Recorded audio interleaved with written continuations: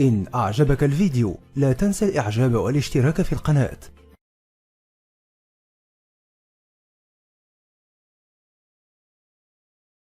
Good evening. I'm Mahesh. I born in 1979. Maybe I'll be here up to my death, maybe 2030 or 40 if the world exists. I just want to know where I was before 1979, where I'll be after my death. If I have been meant to be here in this world for this certain period, who am I representing? The brother asked the question that he was born in 1979 and today he's in UAE. He wants to know where will he be afterwards. He will be saying most probably be here till 2030 if the world exists. Where will he be after he dies? And who are you representing? Brother, you are representing your own self. If you have not manipulated or done some makeup or trying to hide, if you are your own self, you are representing yourself. Point number one. Where will you be after you die? Depending upon what are you following. If you follow the last and final revelation, the glorious Quran, after you die, you will be in heaven. If you go against the laws of the Creator, against the last and final revelation, the Quran, then after you die, you will be in hell. So I don't know if you accept the commandments of Almighty God today, what you did between 1979 and till the 14th of April 2012, all will be forgiven. All forgiven, zero will be forgiven. So in the past, whatever you have done in the past will be forgiven because our beloved Prophet Muhammad said, the moment a person accepts Islam, all his previous sins are washed away. So depending upon whether you follow the laws of the Creator, where will you be, I can tell you. But you don't know when will you die. If you say, if that is the case, you know what I'll do? Maybe I'll live till 2030, so I'll accept Islam in 2029. Brother, you don't know, even I don't know, how long will you live? And you rightly said, if the world exists. I don't know till how long will the world exist. Allah says in the Quran in Surah Luqman, chapter number 31, verse number 34, no one besides Allah knows the hour. When will the earth end? We don't know. Whether it'll stay for a few years, for a few decades, we don't know. How long will you live and I live, I don't know. So the best is the moment you come to know the truth, accept it. All the past sins will be forgiven, then you try and practice and follow as much as you can. So where will you be after you die depends upon you. I can only guide you. Allah says in the Quran in Surah Ghashiyah, chapter number 88, verse number 21, 22, Allah says, فَذَكِّرْ إِنَّمَا أَنْتَ مُذَكِّرْ. He tells the Prophet, your job is to deliver the message. Giving hidayah is in the hands of Allah subhanahu wa ta'ala. So I want to ask you, brother, after you die, do you want to go to heaven or hell? After you die, do you want to go to heaven or hell? To be frank, I don't know. You don't know. Because for me, the heaven and hell is here. It's up to us. Yes, this is temporary heaven, hell, temporary. As I mentioned earlier, Quran says in Surah Mulk, chapter number 67, verse number 2, Allazi khalaqal mauta wal hayata. It is Allah who has given you death and life so that He may test which of you is good in deeds. This is a test. And an average man lives in this world for about 70 years, 60 years. Some die at the age of 20, some 50, some live for 100 years. Average maybe 60 to 70 years. So this is temporary phase. The next life is eternal. So you say heaven and hell is here. And then if you try to make this life heaven by going after luxury, enjoying life, drinking alcohol, the next life becomes hell. Because Quran, Allah says in Surah Hud that those who want this world, Allah will give you this world but will not give you in the next life. Those who care for next life, Allah will give you next life, also this life. So as a businessman, if someone tells you that I will give you little trouble, difficulties for the 70 years, next life eternal, unending, always pleasure. So this life is 0.00001% of the next life. As a businessman, you wouldn't mind saying, okay, I don't mind trouble in this couple of, small percentage. Like before the examination, you struggle, you stay awake, you don't sleep, or you sleep less, and then you appear for the examination. So that few days before that you struggle and you study, so that in future it is good for you. So similarly, brother, this life is a test for the hereafter. If you're a Hindu, if you're Mahesh, and if you believe in the Hindu scriptures, same the Veda says. If you read Rig Veda, book number 10, chapter number 16, verse number 4 to 5, talks about Punar Janam. Punar means next, Janam means life. Same thing what the Quran says about next life. So this life you come, and there's next life. Being born, dying, cycle of birth, rebirth is not mentioned in the Vedas. It talks about Punar Janam means next life, which is there in the Quran. So a really good person would think about, as a better businessman, that the next life is multiple times. Multiple, keep on multiplying. This life is a small, negligible 0.0001% compared to the next life. So as an intelligent person, you wouldn't mind taking trouble in this life so that your next life becomes paradise and heaven. So, brother, would you like in the next life to go to heaven or hell? Brother? Yes, sir. Would you like to go in the next life into heaven or hell? No, sir.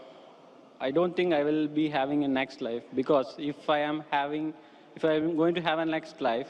Do you believe in the Hindu scriptures? Yes, sir. You believe? Do you believe in the Vedas? Scriptures, some of the points. Do you believe in the Vedas? Yes.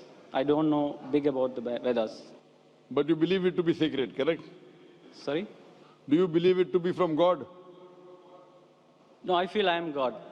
You are God. All are God. That's what Hinduism says. Aham Brahmasmi. What is the definition of God?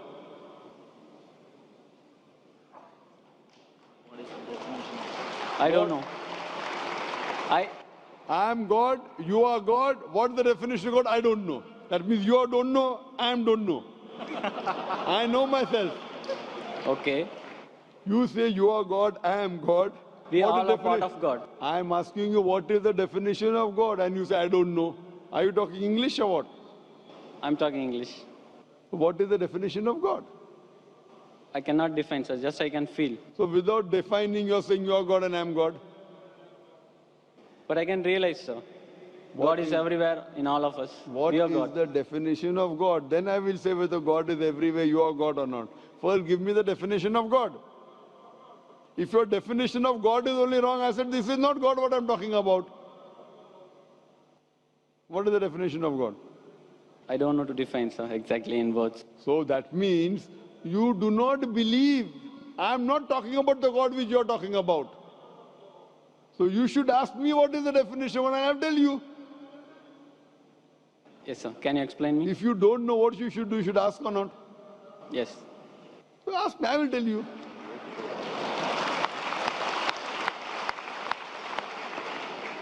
The definition of God come to according to Vedas and Upanishad, then I come to the Quran. If you read the Upanishad, Chandogya Upanishad, chapter number 6, section number 2, verse number 1, Ekam Evidityam. God is only one without a second. It's mentioned in Shveta Upanishad, chapter number 6, verse number 9. Nachasya kasij janitana chadipa. A Sanskrit quotation which says that of that God, he has got no superior, he has got no parents. Almighty God has got no Lord, no superior, no mother, no father. It's mentioned in Shveta Upanishad, chapter number 4, verse number 19. Na tasya pratima asti. Of that God there is no pratima. Pratima is the Sanskrit word which means image, picture, portrait, sculpture, statue. Na tasya pratima asti. Of that God there is no image, no picture, no portrait, no painting, no photograph, no idol, no statue, no sculpture. Same thing is repeated in Yajurved, chapter number 32, verse number 3. Na tasya pratima asti. Of that God there is no image, there is no picture, there is no portrait, there is no photograph, no sculpture. Furthermore, it says In the Brahma Sutra of Hinduism, Ekam Braham Devatya Naste, Nina Naste Kinchan. There is only one God, not a second one, not at all, not at all, not in the least bit. So based on this definition, God is one, there's nothing like him. And the Quran further says in Surah Ikhlas, chapter number 112, verse number 1 to 4, the definition of God is, Qul huwallahu ahad, says Allah one and only, Allahu samad, Allah the absolute eternal, lam yalid wa lam yulad, he begets not nor is he begotten, wa lam yakul lahu kufuwan ahad, there's nothing like him. Qul huwallahu ahad, says Allah one and only. Are you the only human being? Am I the only human being? Yes or no? Yes or no? I'm a human being. Are you the only human being? Only one? No. I'm one of the. Qul huwallahu ahad. Say he is Allah one and only. Allahu samad, the absolute and eternal. Are you absolute and eternal? Are you absolute and eternal? No. So how can you be God? I'm not absolute and eternal. How can I be God? Lam yalid wa lam yulad. He begets not, nor is he begotten. Are you begotten? Were you born? Were you born or not? Yeah. So how can you be God? Even I was born. How can I be God? Do you beget? I have begotten. I have got children. Do you have children? Yes. How can you be God? Walam yakul lahu kufuwan ahad. There's nothing like him. What I'm saying That is, means your definition of God, forget what you say about God. I'm talking about my definition of God. Forget what you say about God now. Keep it. That may be God with a small g. I'm not talking about God with a small g, what you're talking about. I'm talking about God with a capital G. He's only one. He's all powerful. He's absolute. He begets not, nor is he begotten. There's nothing unto like him. Based on this definition, can you call yourself God? Can I call myself God? if you wish, you can.